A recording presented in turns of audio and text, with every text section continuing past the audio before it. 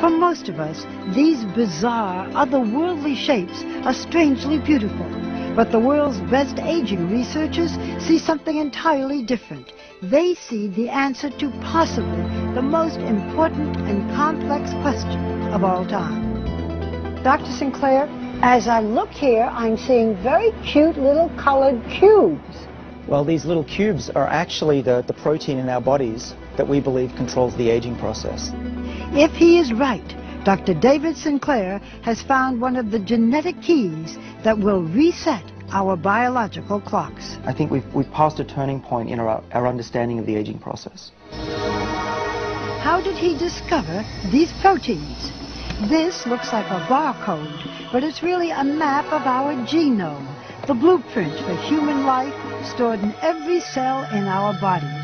A few of these genes play a key role in the speed at which our cells age. Dr. Sinclair randomly tested tens of thousands of cells, searching for the chemical that would activate those genes. We found them by accident.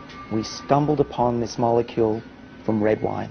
And when I looked on the computer, what is this resveratrol, and found that it was in red wine, I almost fell off my chair. Because, of course, we all have heard that red wine is good for you. Just so happens, I have red wine. To your health. How much of this would I have to drink to really make a difference? Well, our experiments tell us probably about 1,000 bottles a day. So that was not the solution.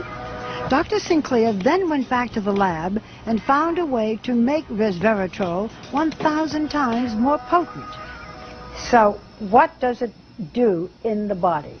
Well, what we have discovered is that resveratrol works on a gene which is called SIRT1, and this is a gene that controls the aging process. Resveratrol seeks out that gene and switches it on. And with that gene activated in the mouse on the right by a high dose of resveratrol, she quickly turned into a mini Olympian, running twice as far as the untreated mouse on the left.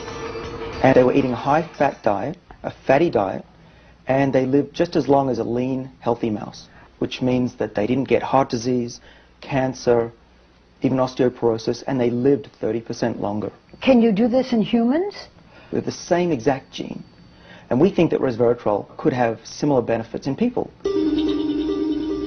Realizing the blockbuster potential for his new pill, Sinclair teamed up with biotech entrepreneur Chris Westphal, together raising more than $100 million for further research. And we think that we can increase healthy lifespan. So if you're in your 80s, you'll be behaving as if you were in your 50s.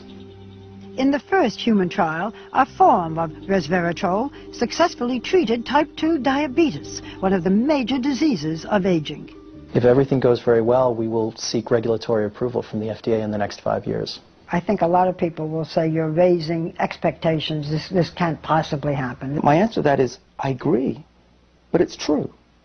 What else can I say? Aging is really a set of diseases, and if we slow them down and cure them, people will live longer, healthier lives. And you're talking especially now about diabetes and Alzheimer's? So the major killers of Western society are exactly the diseases that should be able to be treated with the drugs we're developing. Well, you know what, Doctor? Cheers. The future.